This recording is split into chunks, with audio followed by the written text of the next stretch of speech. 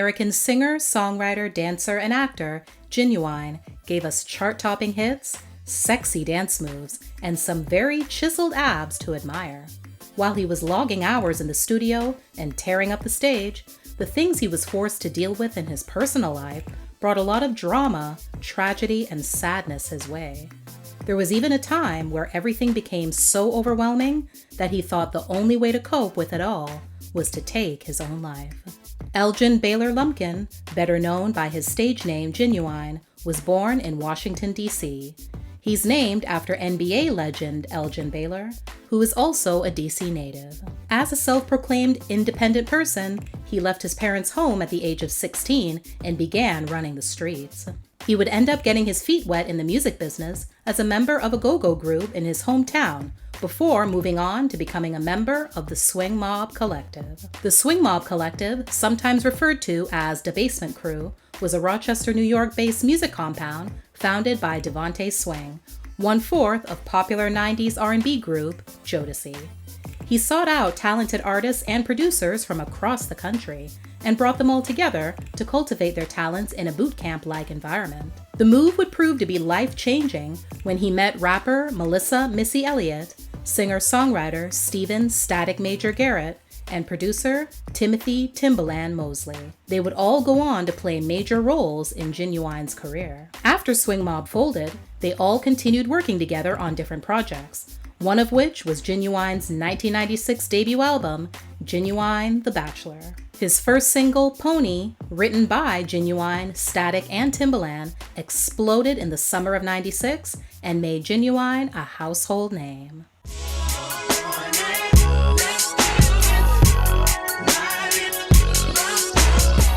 Years later, Ginuwine would reveal that he actually begged Tim for the beat after he heard it for the first time. 2 years prior to the release of the track, Tim had plans to use it as an interlude on a Jodeci album. Ginuwine was blown away by how amazing it sounded and asked to have it. Pony peaked at number 6 on the Billboard Hot 100 and has gone on to be used in various pop culture arenas. It was used in the video game Grand Theft Auto 4 in 2008, and in 2012, it was featured in a striptease dance performed by actor Channing Tatum in the comedy drama film Magic Mike.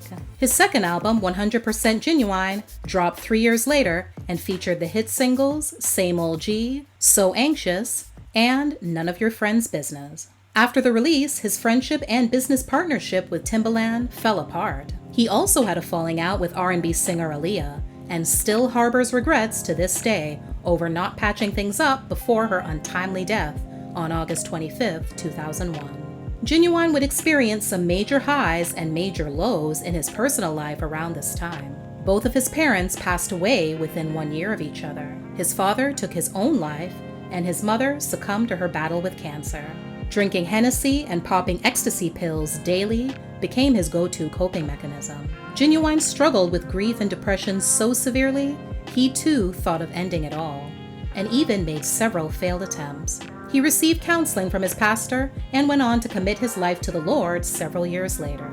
He still continues to struggle with depression, but is able to manage it with medication and maintaining a strong connection to his faith. He recorded the song 2 Reasons I Cry, about the death of his parents, on his next album called The Life, released in 2001. To this day, he has never listened to the song in its entirety because it makes him too emotional. On a high note, his girlfriend at the time, rapper Soleil, gave birth to their first child together, a daughter. It was actually the birth of his daughter that motivated Ginuwine to begin his journey of healing. He would pour all his heart and soul into his third and most personal album to date. This time around, Ginuwine proved all the naysayers wrong, who believed that he needed Timbaland to make a hit record, with the top 5 hit track, Differences, about the positive impact his girlfriend and their daughter made in his life. Ginuwine's 5th album, Back to the Basics, was released in November 2005. At the time, he was at odds with his label, and as a result, the album didn't get much promotion or put up very good numbers. 2 years later, something strange happened. An album with Ginuwine's name on it was released, but it wasn't his album. It was an unauthorized project that included only 3 of his songs, apparently from stolen masters, plus songs by other artists. He spoke against the unofficial release on his MySpace page and through YouTube. Ginuwine's sixth studio album, titled A Man's Thoughts, was released in June 2009. A highlight of the project was his reunion with Timbaland, who he hadn't worked with in 10 years. Shortly after the release, however, Ginuwine would feel compelled to finally speak out about his true feelings towards Tim after he stood Ginuwine up at a music video shoot. He claimed that Tim received $50,000 to appear in his video for the song Get Involved, but he never showed up.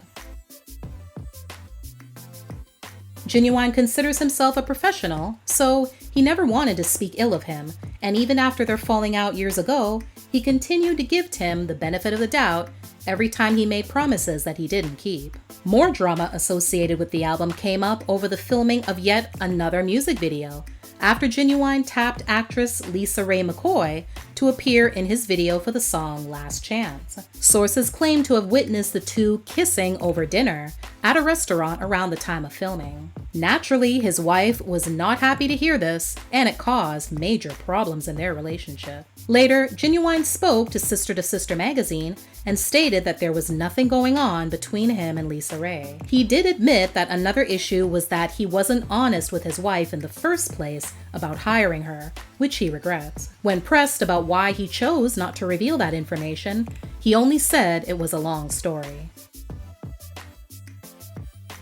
In 2007, Ginuwine formed a group with Tank and Tyrese named TGT. Their Grammy-nominated debut album, Three Kings, was finally released in 2013. During the promo tour for the album, the group gave a very memorable performance on the Long Island, New York-based television station WLNY's morning show, The Couch. Fans noticed right away Ginuwine's incessant blinking. He would later attribute his behavior to the early morning hour and having consumed a 5-hour energy drink prior to the show. By 2015, it was revealed that they had officially broken up after Tyrese made a since-deleted post on social media saying that he and Tank were moving on. Drama between the men had already been brewing since their album came out 2 years prior. They even had to cut their tour short over Ginuwine allegedly showing up incoherent to gigs and interviews, so it seemed the obvious decision was to hang it up. In 2009, Ginuwine, along with his wife and a friend, started their own organization called Spruce, which stands for Special People Requiring Unique Care Equally. It's a Kansas City-based organization that grants the mentally and physically disabled rental homes and social and career development workshops. Their goal is to bring more awareness to this silent community. In addition to his philanthropic work, the music still kept coming. Ginuwine's seventh studio album, Elgin, was released in 2011. Acting has also been another art that Ginuwine has dabbled in on and off for years. He's appeared in various stage plays as well as the big screen. He's secured roles in the films Juwanna Mann, Honey, and Chocolate City. He also appeared on the small screen on a few shows, including the UPN series Half and Half and Moesha. In 2014, Ginuwine got tangled in a lawsuit with his ex-manager and executive producer of his debut album related to back royalties. His lawyer also admitted that he was close to filing for bankruptcy. In a deposition, Ginuwine described his former manager as someone who was hard to work with and contributed little to his first album. The federal court judge sided with Ginuwine and stated the singer didn't owe him anything. Ginuwine married rapper Tanya Johnston, better known by her stage name Soleil, in 2003. They have 2 daughters together. He also has 5 other children with 4 different women.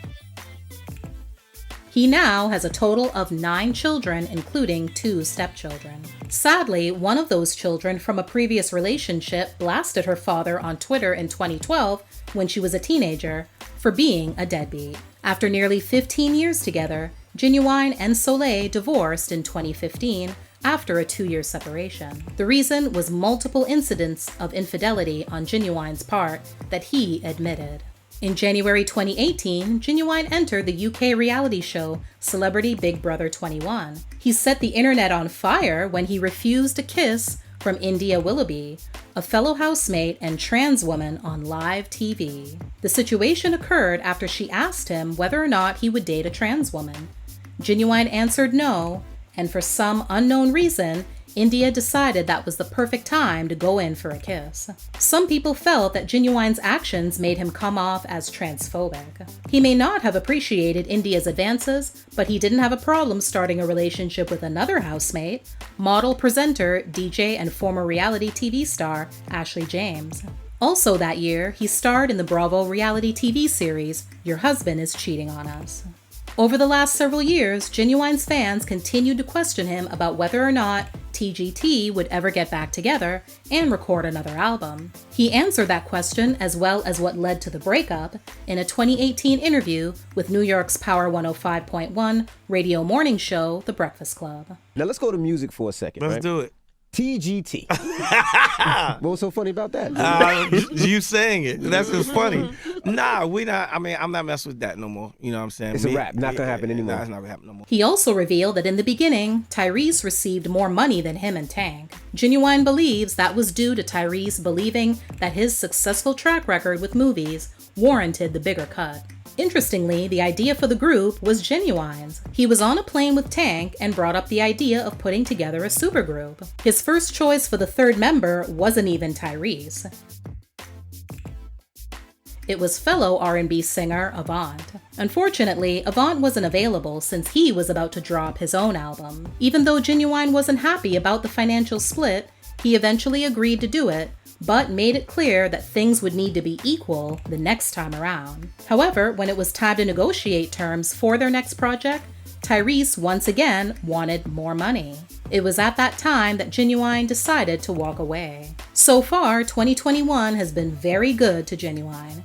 In June, in celebration of Black Music Month, he was honored with the Urban Icon Award by Black Music Honors.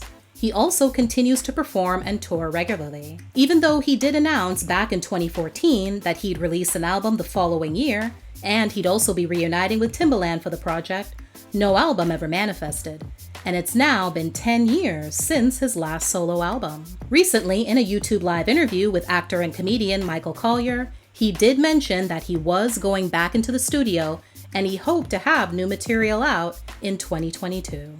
Thanks for watching. Please like, share, and comment. Also, don't forget to subscribe and turn on your notifications so you won't miss any future videos. See you next time.